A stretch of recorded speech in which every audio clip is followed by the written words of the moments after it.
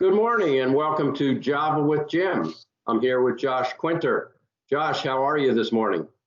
I'm doing good, Jim. How are you? I'm doing great. Thanks for joining us. Thanks Josh, for tell having us, me. yeah, sure. Tell us what's your role at Offit Kurman? So I wear a couple hats. I wear a lawyer hat, obviously. I'm a principal level lawyer in the construction group and do a lot of my work with construction companies, but I do a lot of other commercial litigation and business planning type work. And then I have another hat that I wear, which is serving as a department chair at the firm and helping manage our practice group system, working with PGLs and our managing principals to make sure things run efficiently and smoothly, hopefully. Yeah, right. Well, as the firm has grown, I'm sure that that position has taken up even more of your time. Yeah, it's a busy job, but you know what? It's a very rewarding job. It's enjoyable to help lawyers figure out how to get the most out of their practice, which is really, as a management team, what we try to do. Obviously, it helps the firm's bottom line when lawyers do well. But you know, we really pride ourselves on doing everything we can to help our lawyers be as successful as they're capable of being. And that it's about finding the right resources and connecting them with the right people and really helping them maximize what is, I think, a really good platform that we have. True. And did you always sort of dream about getting into law firm management as part of, in addition to your law firm practice? Yeah, I've always enjoyed whatever label you want to put on it, leadership, management. I've always enjoyed that. I've always enjoyed the component of listening to people, getting to know them, figuring out what their problems are, and then helping them solve them. And at the end of the day, that's to me, that's by definition what leadership is helping people solve their problems and making sure that everyone's kind of pulling the rope in the same direction so that the organization can be successful. Right. Josh, what is unique about you or your practice at Offit Kurman? So I guess the biggest thing, which in some ways makes me unique and in other ways doesn't, is I really am. I've really tried to adapt the mindset of being an advisor. So many lawyers are lawyers, which is not a bad thing, but I spend probably as much time talking to my clients about things that are not necessarily legally related per se as I do the legal stuff. And I've built my practice on being a close advisor to my clients. So we talk about business decisions, we talk about personnel issues, we talk about risk management, we talk about all those things. And in that sense, I think my practice is unique because I'm really like an out-of-house general counsel, and that's where I really try to focus my time. And some of my longest-standing clients, I can think of one off the top of my head. I've represented them probably for 15 years. We talk all the time whenever something comes up, and they've never seen the inside of a courtroom because we manage around the challenges that they have, and we're very proactive about dealing with things so that, if they ever had to go to court, I'm sure they would. But we often are able to work through relationships and different situations in a way that is much more cost effective and much better for business. So Josh, it's really interesting you describe yourself the way you do, because I'll share one of my favorite lines with you and you're welcome to use it. But when I meet people in the market, and my job is to meet business owners and centers of influence and so forth, and when they ask me about Offit Kurman and how we're different, one of several things that I tell them is that our lawyers are business advisors who happen to have a law degree.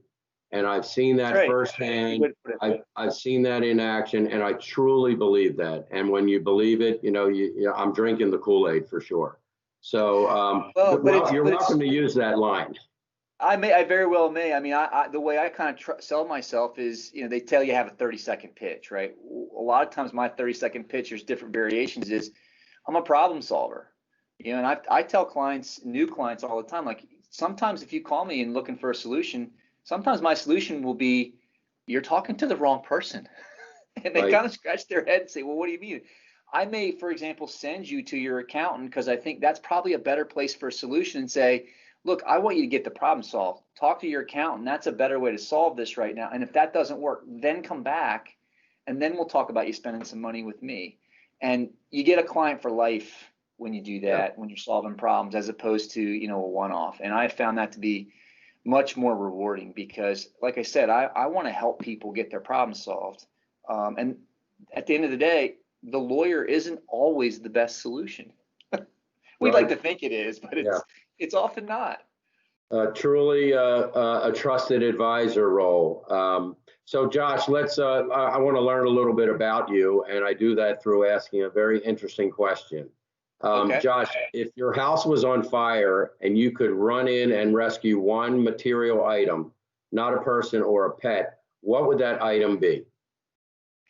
Well, there's a lot of things I could probably put on that list. You know, I'm a huge soccer guy, and I have not many because they just didn't a lot of it out there. Soccer memorabilia type things, and I love to read, so there's a lot of books that I might think about.